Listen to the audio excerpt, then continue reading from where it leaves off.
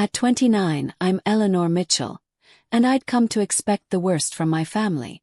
4 years as the responsible one, I'd balanced their constant drama with the demanding work of building my catering business from scratch. On that particular Saturday morning, dressed in my dream wedding gown, standing in the bridal suite, I felt a genuine sense of hope I hadn't known in years. The sunshine pouring through the windows seemed to promise that for once, my family would be there to celebrate me, not to let me down. But nothing could have prepared me for what was to come. Before I dive into the events of what should have been the happiest day of my life, tell me in the comments where you're watching from. If you've ever felt let down by the very people who were supposed to be your biggest supporters, please hit that like button. And don't forget to subscribe, because this story will show you exactly how I got the last laugh on family betrayal in the most satisfying way possible. You'll want to stick around to see how this all ends. Building a dream and a family's shadow. 7 years ago, I launched Elegant Affairs with nothing more than a $10,000 loan from my dad, Harold, and a whole lot of grit. My small catering business, which began in my apartment kitchen, had grown into the city's top event planning company. The irony was not lost on me. I spent my life creating perfect days for other families, while my own was a perpetual source of stress. My mom, Patricia, was all about appearances. She cared more about the neighbors' opinions than my or my siblings' happiness. Nothing I achieved ever seemed to measure up. When I was valedictorian, she complained about a wrinkle in my dress. When I graduated with honors, she was more concerned with the length of the ceremony than my achievement. You'd think building a thriving company would finally win her respect, but even that came with endless criticism of my choices. The different kind of challenge. Harold was a different kind of challenge. While he provided the initial loan, he never let me forget it. Every family dinner was an opportunity for him to remind me of his investment suggestions, how he thought I should be running the company, and the subtle implication that I owed him far more than money could ever repay.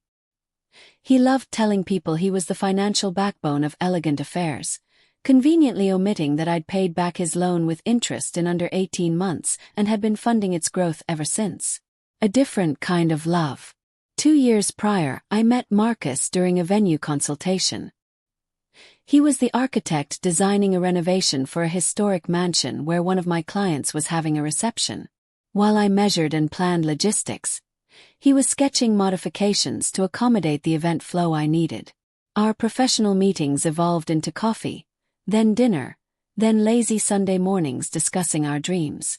Marcus's family was the kind I had always longed for. They celebrated one another's successes, supported each other through hard times, and treated their kids with love and respect. When Marcus proposed on the rooftop where we first met, I knew I wanted our wedding to reflect our values and our shared journey. We chose an intimate venue for 150 guests, prioritizing meaningful details over extravagance. A wedding of my own design. I designed every part of the event myself, from the seasonal menu using ingredients from local farms to the centerpieces featuring flowers from my grandmother's garden. This wedding was going to be proof that I could create something beautiful and authentic, something that honored both our families while celebrating our own unique love story. Planning with Marcus was different from any professional event I'd managed. Instead of dealing with demanding clients and impossible deadlines, I was creating something purely for the sake of joy. His family enthusiastically supported every decision, offering help without any hidden agendas. His mom, Helen, spent weekends addressing invitations and arranging flowers, while his dad, Robert, handled vendor research and logistics with the same meticulous care he brought to his engineering projects. For the first time, I felt truly supported by family who just wanted to see me happy. The familiar frustrations. As usual, my own family's involvement was a lot more complicated. Patricia insisted on approving every vendor, often changing her mind after contracts were signed. Harold questioned every expense, suggesting cheaper options that would compromise the quality my business was known for. My brother, Thomas, joked about the cost while expecting to bring uninvited guests.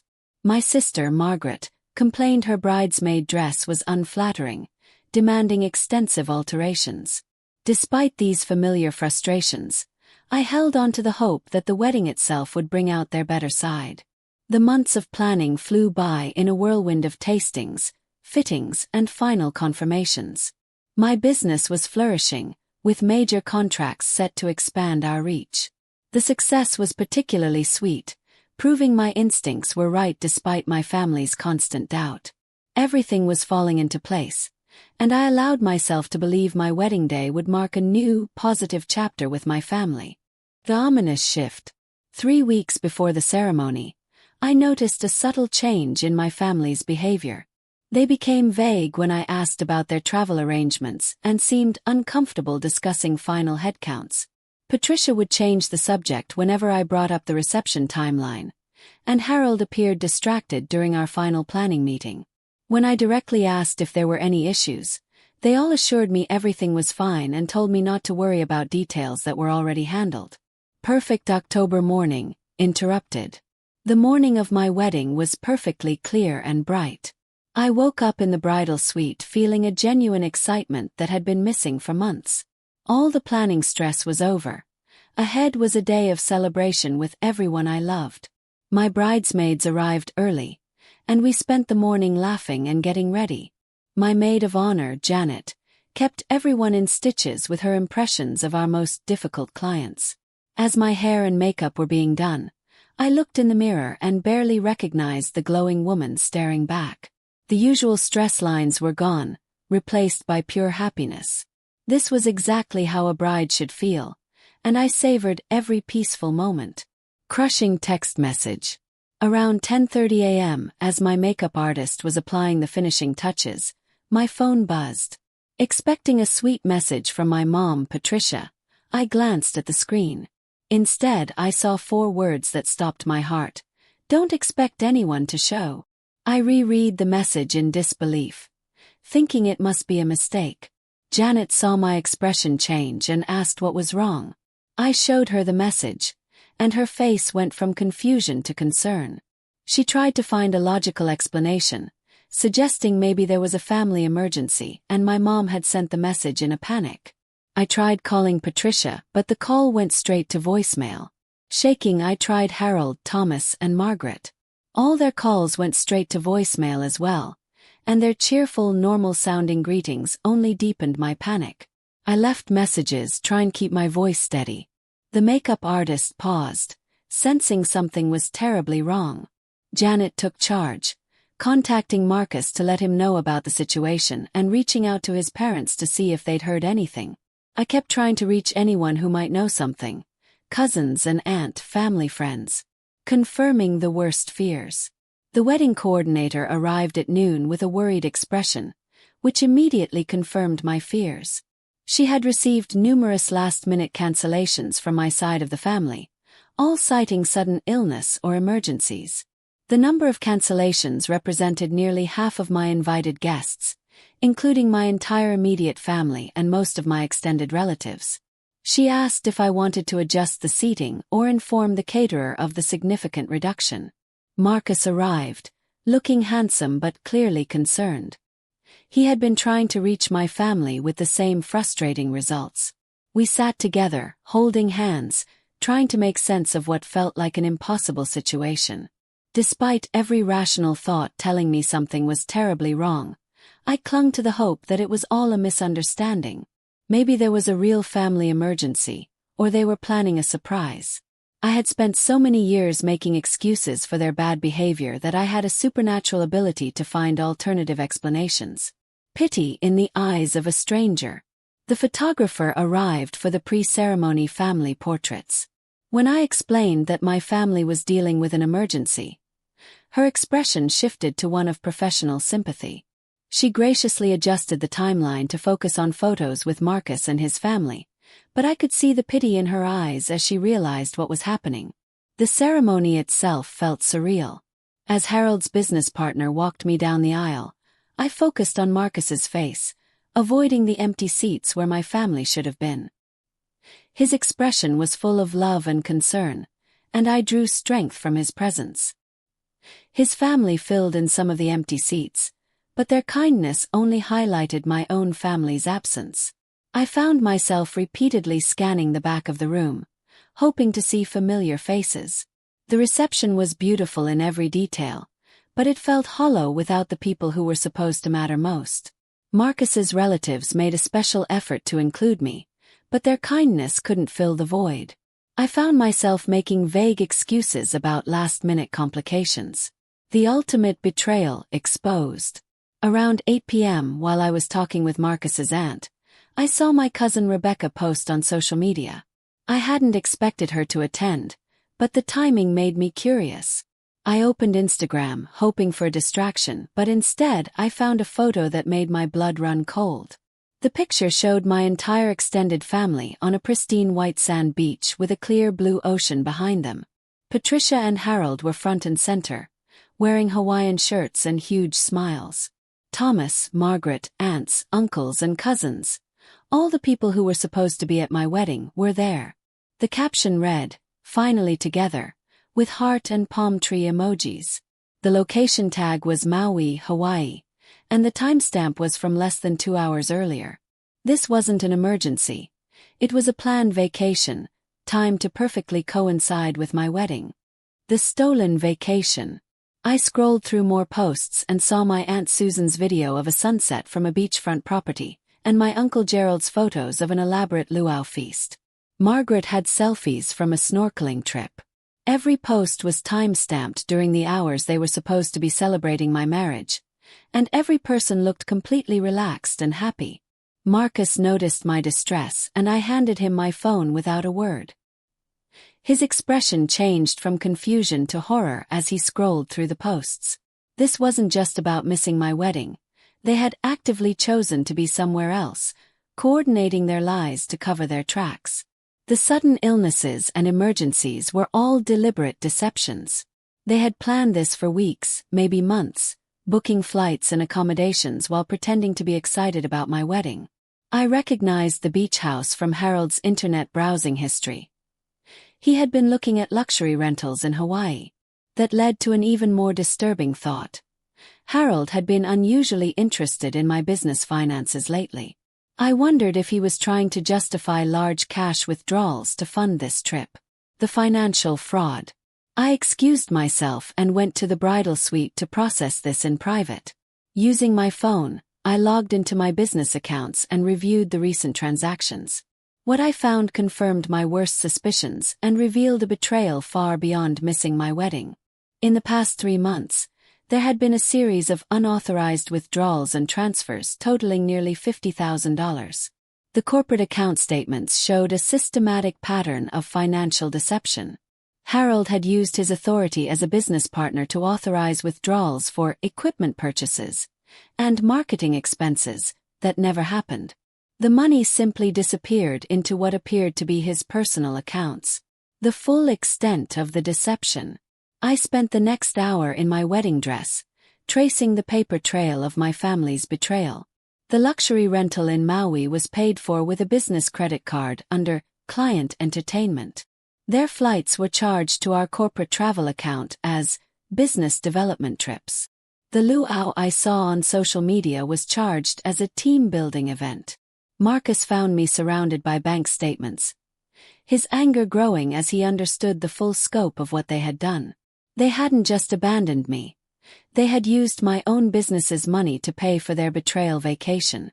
I discovered that Patricia had been using a company credit card for personal purchases, Margaret had charged her entire wardrobe, and Thomas had been using company funds for his rent.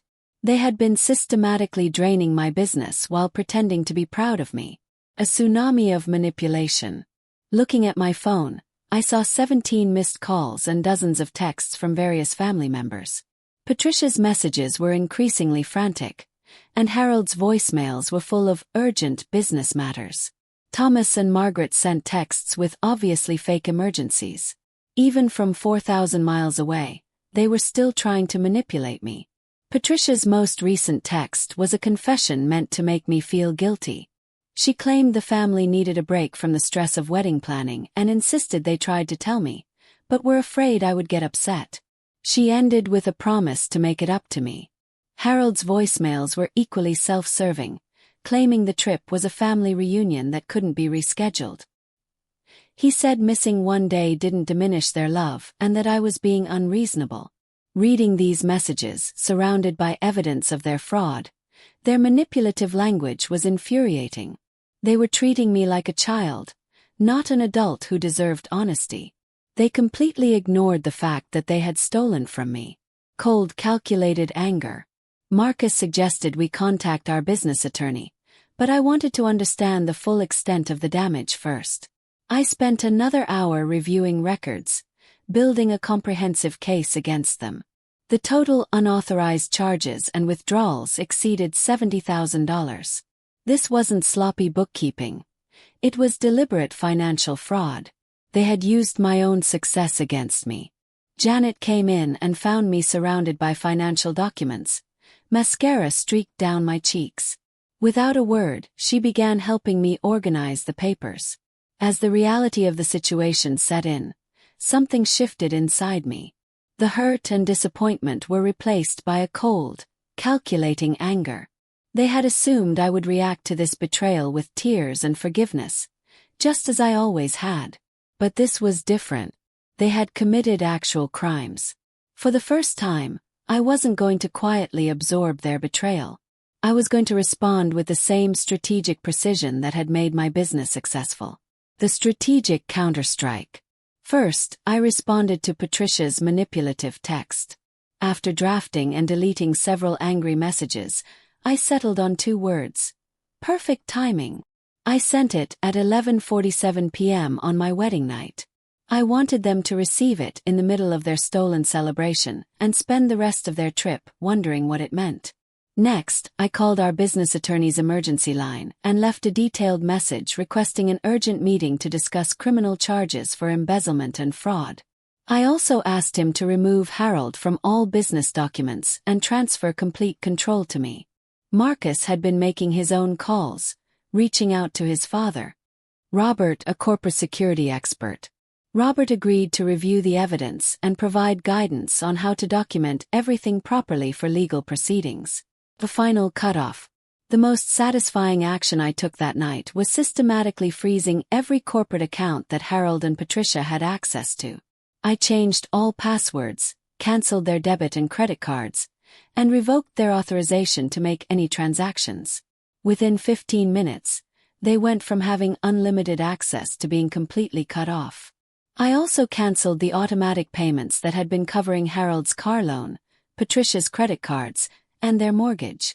They had classified these as business expenses, but since they were in Hawaii instead of working, those arrangements were obviously fraudulent.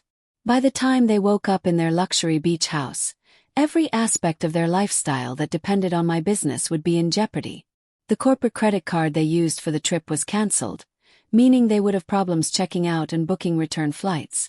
I filed paperwork to make myself the sole owner of Elegant Affairs, a decision their theft had made urgent.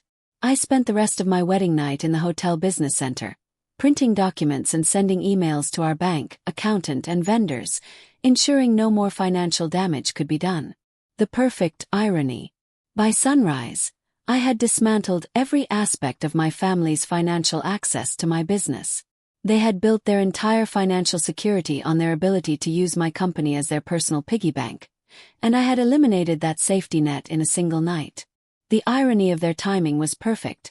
They had chosen to betray me on the very day I became part of Marcus's family, gaining the unconditional support I had always craved. Marcus never left my side, offering coffee, organizing documents, and never questioning my actions. His unconditional support proved I had chosen the right partner. Changing out of my wedding dress at dawn, I felt a sense of empowerment I had never experienced before. I was no longer a victim. I had taken control and ensured there would be real consequences for their actions. They had underestimated me for the last time. They were about to discover that their theft had transformed me from a forgiving daughter into a businesswoman who would protect her company at any cost. Instead of a honeymoon, I spent the first week of my marriage working with attorneys.